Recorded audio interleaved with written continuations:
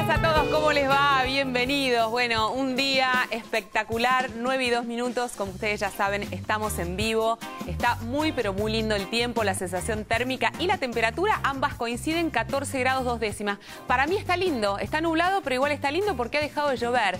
Ese día molesto que ayer tuvimos que padecer todos los porteños, la verdad es que estaba muy pero muy desagradable y hoy por lo menos se puede circular libremente. Las baldosas ya están casi secas, con lo cual no son un riesgo. Y a propósito de esto, vamos a estar hablando de algo muy pero muy importante que tiene que ver con las caídas. Vamos a poner especial énfasis en toda la información que vos tenés que tener para justamente evitar caídas en las personas que son adultas mayores y que en general, aunque te parezca mentira, la mayor parte de las caídas se producen en su propio domicilio. ¿Por qué? Porque no tomamos las medidas preventivas adecuadas para que las personas que por ahí tienen ciertas dificultades a la hora de caminar no se tropiecen y esto no provoque lo que en definitiva termina pasando, que es que se fracture la cadera.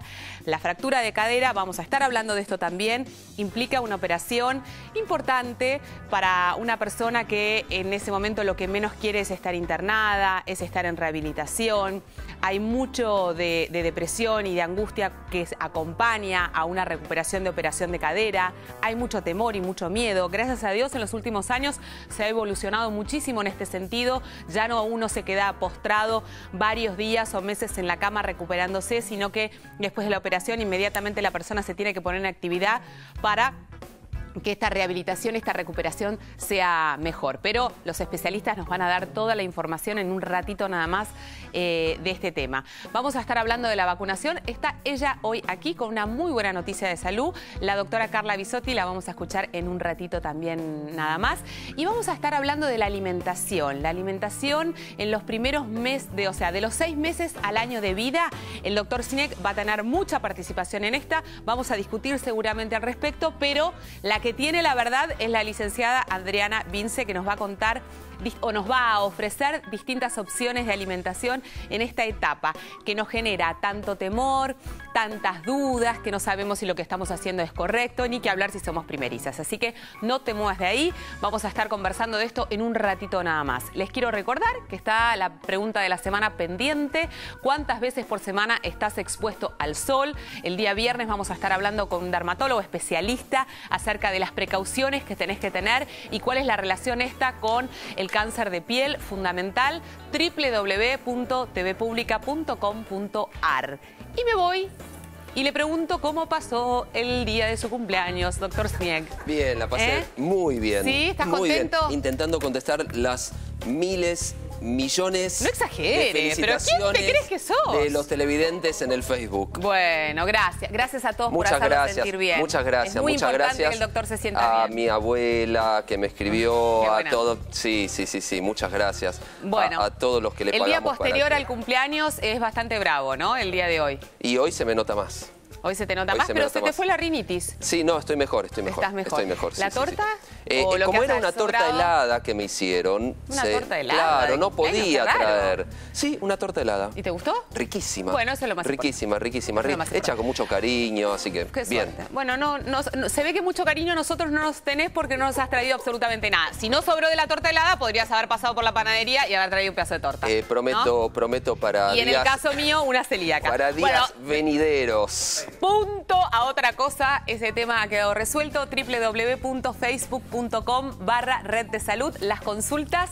Bien, Sergio. Vamos a contestarle primero a Silvia Fernández, que nos pregunta desde qué edad los chicos pueden estar en las mochilitas y si esto es aconsejado o no. ¿Viste las mochilitas que se ponen los padres acá adelante y los chicos van sentados? Cuando dijiste eso, yo dije, las mochilitas escolares y los chicos adentro me pareció medio raro. Las escolares, ¿no? claro. Lo que pasa es que mochilas en la espalda también se usa. Esto es muy cultural y depende de dónde sea originaria esta familia. Sí. Lo que sería bueno sería que podamos empezar a volver a la guaguita que se usa a veces, que es como un manto donde los chicos van acostados, porque al principio conviene que no estén sentados y tan verticalizados. ¿Cuándo pueden empezar a estar más verticalizados? Cuando empiezan a sostener mucho mejor la cabeza, cuando la espalda está mucho más firme, cuando ya no baila tanto de esta forma la cabeza. Y esto ocurre después del tercer mes aproximadamente. Sería bueno que la mochila en la que se lleva a los chicos adelante tenga bien firme y donde donde va apoyada la espalda para que no haga este movimiento hacia atrás. En general estas mochilas también apoyan la cabeza. Claro. Para mí son una gran solución para las 7 de la tarde, que es la hora de las brujas, se dice los bebés donde lloran permanentemente.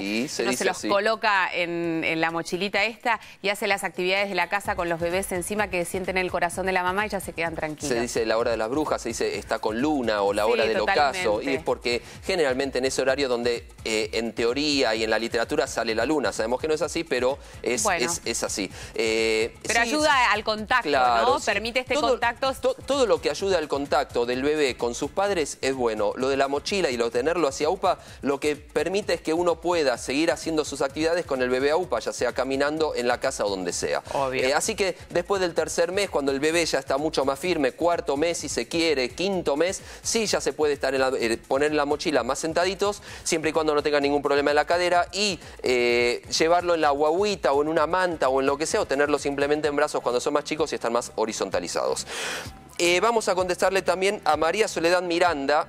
Sí, María Soledad Miranda, que nos dice que le salen muy seguido llagas en la boca. ¿A qué se puede deber? Estas llagas o aftas se pueden deber a múltiples factores, María Soledad, entre ellos déficit vitamínicos, cambios hormonales, estrés, ¿por qué no? Hablamos hace poco sobre las enfermedades psicosomáticas. También se pueden deber al periodo menstrual o alergias alimentarias, y no hay que descartar en este caso la celiaquía. Sería bueno que consultes a tu médico, porque lo normal no es que le salgan a uno muy seguido esto, lo normal en no tenerlas. De vez en cuando salen, bueno, hay que ver por qué, consultarlo con tu médico. Sí, y si es por mí, María Soledad, la celiaquía pasa a primer lugar como una opción, porque la realidad es que está íntimamente relacionado las aftas en la boca con la enfermedad celíaca. Sí, no quiere decir... Y no sufras, yo me pasé años de la vida sufriendo aftas, y si hubiese sabido esto antes, la verdad es que no quiere mejora decir la calidad de vida. que todos los que tengan aftas en la boca vayan a ser celíacos. Sí, lo que quiere decir, lo que se puede intuir... no me sale la palabra, no es intuir, lo que se puede... Se quedó mal porque no trajo torta. No. No te la voy a decir a la palabra. A mí me parece que quien se quedó mal porque yo no traje torta no fui yo. Bien, incidir de esto, gracias, y no tuve ayuda. No. ¿Cómo? Inferir, gracias doctora Vacuna. Gracias. Lo que se puede inferir de esto es que las personas celíacas muchas veces debutan solamente con llagas en la boca. Ok. ¿Algo más, doctor? No, por ahora nada más. Quería recordar, sí, la encuesta que tienen que entrar y votar, y las opciones, cuáles son, que no lo dijimos, es si es todos los días te expones al sol, vas a tomar sol todos los días, solamente los fines de semana, más de 3 veces, menos de 3 veces por semana. Bueno, me voy con ella, la doctora Vacuna. Vamos a hablar de un simposio que se realizó en nuestro país a propósito de la importancia que tiene la vacunación, y ya sabemos por qué esto afecta no solamente a la salud del individuo y lo protege de determinadas enfermedades, sino también nos cuida a todos, genera una barrera de protección en toda la sociedad. Contanos, Carla, ¿qué pasó? Sí, como vos decís, se realizó el tercer simposio internacional de inmunizaciones, y lo más importante son los lemas, ¿no es cierto? El primero fue una prioridad para la salud pública, se hizo en el Calafate hace 3 años. El siguiente se hizo en Ciudad de Buenos Aires y se llamó Un camino hacia la equidad, por eso de que cuantas más vacunas tengamos en calendario es un signo de equidad muy fuerte que tiene un país, porque son gratuitas, son obligatorias, y en eso hemos dado un salto de calidad muy importante. Tenemos que seguir avanzando, tenemos que incorporar más vacunas, pero durante 2011 y 2012 tenemos 5 vacunas que están disponibles gratuitas.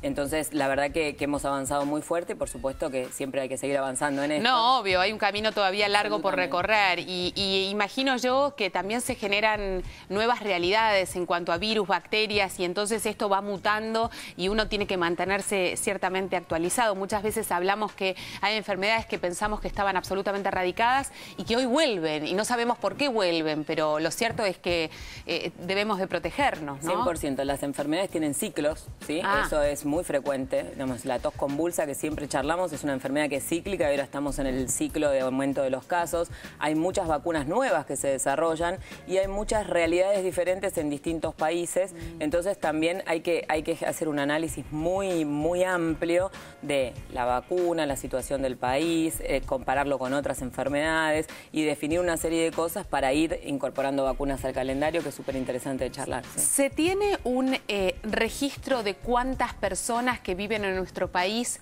tienen completo el calendario de vacunación? Nosotros tenemos las coberturas de vacunación y eso es una pregunta súper interesante porque es mucho más fácil para nosotros porque estamos acostumbrados, digamos, como sociedad, no solo Argentina, sino muchos países, al tema de la vacunación del niño. Claro. Nosotros tenemos las coberturas de vacunación en los niños y en los adolescentes a los 11 años y en las embarazadas. Las coberturas de vacunación de los adultos es más complicado y es donde tenemos que trabajar en la vacunación en el adulto. Porque, claro, nosotros tenemos el denominador de las coberturas de vacunación, son los niños de 6 años, que son más o menos 700.000. Exacto. Entonces, puedes hacer las coberturas, tenemos 95% de cobertura al ingreso escolar. Los adultos... Perdemos esa noción después con el adulto mayor y acá está puesta la energía y acá está puesta toda esta información que en realidad lo que tiene que hacer es fortalecer el compromiso que todos debemos de asumir. Exactamente. Esto de no solamente lo hago por mí, sino lo hago por mi familia, lo hago por mi comunidad. Y ese es el lema del tercer simposio, que se llama el desafío de sumar compromisos. Y los simposios que nosotros hacemos, la verdad que se han transformado en un evento muy importante para la vacunación en Argentina, porque invitamos a las personas que gestionan los programas de vacunación en las provincias, a los líderes de opinión de las jurisdicciones, a gente que trabaja también en vacunación, de todas las jurisdicciones, con un fuerte nivel, digamos, de apoyo político, porque vino el viceministro, vino el vicegobernador de Tucumán, el ministro de Salud de Tucumán, ministros de varias jurisdicciones. Y sumar compromisos es que tiene que haber apoyo político, el Estado tiene que tener la decisión de comprar las vacunas, pero ahí se inicia toda la cadena de distribución y de gestión que está a cargo de las provincias. O sea, las vacunas tienen que estar, pero tienen que estar las personas que se acerquen a vacunarse. Si no, no tiene ningún sentido. Los médicos que la indiquen, los medios de comunicación que lo difundan, la población que la demande. Es una suma, el sector público, la verdad, la seguridad social, el sector privado. ¿Sabes qué? Yo te planteo esto desde una inquietud personal. Tengo la sensación que los médicos de adultos, especialmente los médicos clínicos, no tienen este registro como cuando uno va al pediatra y ellos automáticamente agarran la ficha técnica, la historia clínica de ese niño e inmediatamente chequean si la vacuna que le corresponde a tal edad fue dada, etcétera, etcétera.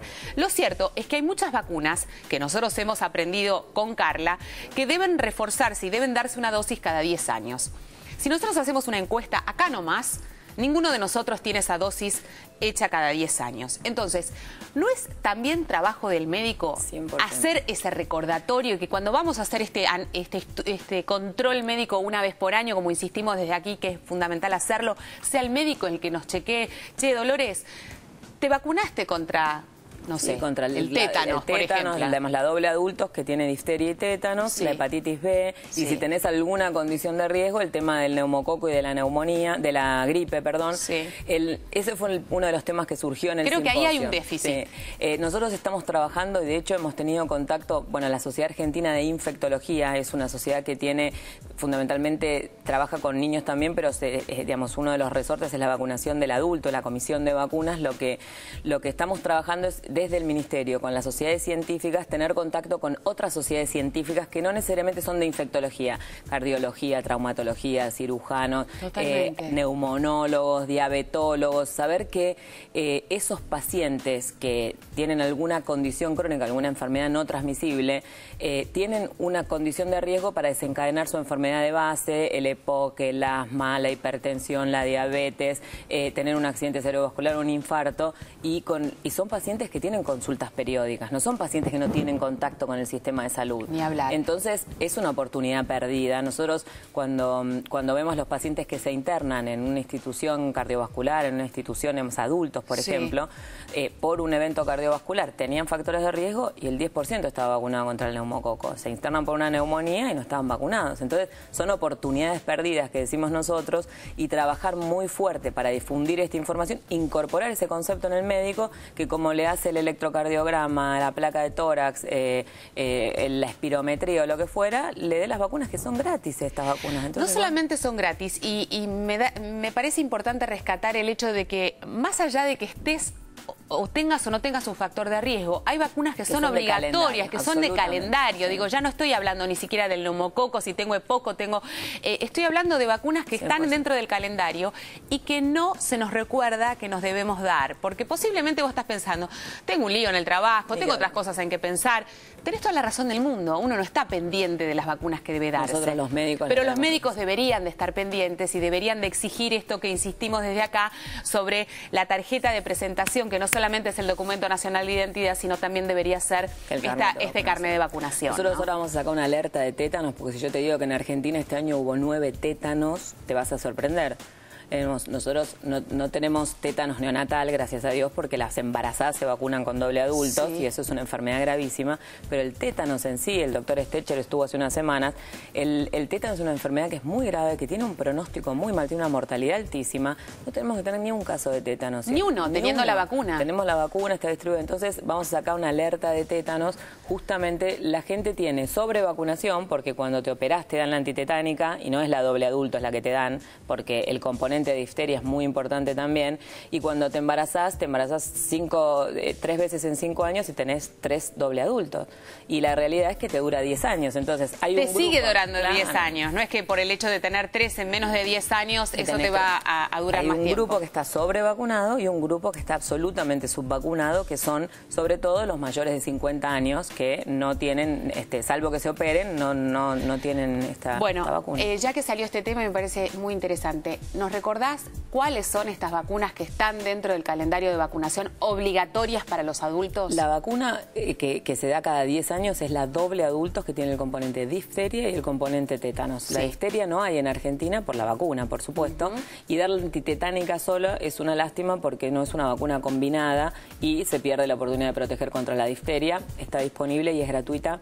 en el calendario. Y la otra vacuna que está universalizada desde el 28 desde julio, somos el primer país de Latinoamérica en tener esta estrategia, es la vacunación contra la hepatitis B, que son 3 dosis. Las personas que no hayan iniciado el esquema o si lo iniciaron completarlo, son 3 dosis separadas, la primera de la segunda por un mes y la tercera a los 6 meses de la primera. Ese es el intervalo mínimo. Si pasó más tiempo no importa, vos te acercás a un vacunatorio y te completan el esquema. Nosotros estamos viendo nuevos casos de hepatitis B a través de la vía de transmisión sexual en adultos. La hepatitis B es una infección aguda que se autolimita la mayoría de las veces, pero en el 1% de los casos puede evolucionar una hepatitis fulminante, necesitar un trasplante hepático, y entre el 6 y el 10% evoluciona la cronicidad de las hepatitis B crónicas, el 30% evoluciona a la cirrosis y pueden evolucionar a cáncer de hígado. ¿Qué pasa con el neumococo? Y a propósito, ahora, Sergio, te voy a preguntar la consulta que nos llegó a través del Facebook, que tiene que ver con consultas de una persona o de una adulta que dice hay vacunas que no están dentro del calendario de vacunación, no son gratuitas y siento que esto nos da desigualdad. ¿Qué pasa con el neumococo precisamente? El neumococo está incorporado al calendario para los menores de 2 años y para todos los chicos entre 2 y 5 que tengan factores de riesgo, es gratuita. Y tenemos la vacuna contra el neumococo para los mayores entre 5 y 64 años con factores de riesgo, que también es gratuita, y para mayores de 65 años, que es otra vacuna. O sea, está disponible para las personas que tienen factores de riesgo, y quien determina quiénes son las personas que tienen factores de riesgo son los médicos. Exactamente. Sergio, escuchamos a ver la consulta. Sí, Carla, sabés que nos escribieron de Mar del Plata y nos preguntan acerca de las vacunas que no son obligatorias. Por ejemplo, la del rotavirus y la del meningococo C. Y lo que dice esta televidente y expresa es la gran desigualdad que se genera entre quienes sí pueden aplicarla y que con indicación del pediatra van, la pagan o porque su obra social la cubre, se la aplican y el resto de la población no puede hacerlo. ¿Podés explicar un poco esto, cómo es, cuáles son las indicaciones y si es que existe esta desigualdad, por qué? Sí, pues un poco lo que charlábamos de la equidad, ¿no es cierto? Y de cómo se toma la decisión de incorporar las vacunas al calendario de vacunación, ¿sí? La vacuna del rotavirus, el rotavirus es un virus que es la principal causa, es una de las principales causas de diarrea en Argentina. Cuando nosotros tomamos la decisión de incorporar la vacuna de neumococo, pensamos con la Sociedad Argentina de Pediatría y la Comisión Nacional de Inmunizaciones qué enfermedad tenía más carga de enfermedad, ¿no es cierto? Y sin duda la neumonía, la meningitis eran las enfermedades que tenían mucho más carga de enfermedad. La diarrea por rotavirus es muy frecuente, pero la mortalidad no es tan alta. Entonces, en un país que tiene que tomar decisiones, que como charlábamos, incorporamos la vacuna contra la gripe, contra el neumococo, contra el virus papiloma humano que causa 4.000 casos de cáncer de cuello de útero y 2.000 fallecimientos, la hepatitis B y la tos convulsa en las embarazadas. Es un proceso de seguir incorporando vacunas. Sin duda la vacuna contra el rotavirus es una vacuna de calendario que próximamente, digamos, la de rotavirus y la de varicela son las dos vacunas que se están evaluando incorporar en este proceso, que es que incorporamos de manera gratuita 5 vacunas en prácticamente un año y medio, ¿sí? Bueno, eso es lo interesante, que absolutamente, digamos, no negar que son importantes, 100%. pero que son un proyecto en lo inmediato, sí. claro, pero que en este momento se le dio prioridad a otras vacunas que eran más graves. Y la meningitis, que es una enfermedad por meningococo, la causa más frecuente de meningitis es el neumococo, y el meningococo no es tan frecuente, pero es gravísimo. Es una enfermedad muy aguda. Y el meningococo tiene como nombre y apellido: meningococo A, B, C, W135 e Y. Sí. Y en Argentina los que circulan el 50% son el B y el W135. Entonces el C no es un serotipo de meningococo, que circule predominantemente. Entonces, incorporar una vacuna de meningococo que no tenga impacto en la salud pública es generar una inversión que no, digamos, tiene un impacto. Entonces, claro, eso sí es una indicación individual, porque vos sabés, ahora hay una vacuna que es cuadrivalente, ¿no es cierto? Tiene el A, el B, tiene el A, el C, el W135 y el Y. Entonces, la diferencia entre incorporar una vacuna monovalente y una cuadrivalente es muy importante. Obvio. Lo que sí pasa es que nos queda fuera el B, que es el 50%. Entonces tenemos que ver que la vacuna que nosotros incorporamos tenga un impacto importante, porque tenemos muchas para incorporar y tiene que ser la que más beneficie a la población. Gracias, Carlita. Hoy ha tenido un trabajo enorme. Bueno, nos vemos la semana que viene. Nos alegramos que está bien de salud, porque había tenido así como un sustito, así que un placer verla sonreír. Y viste que los médicos también se enferman a veces, son seres humanos, igual que todos nosotros. Gracias a vos y a todos por la buena onda. Bueno, hacemos una pequeña pausa. Después de la misma estaremos hablando de 2 temas muy, pero muy importantes. Uno de ellos tiene que ver la prevención de caídas y la operación de cadera. Y la otra es la alimentación de los bebés, de los 6 meses al año. No te lo pierdas, ya venimos. Quiero ser lo que te hace más feliz. A mí me gusta verte así.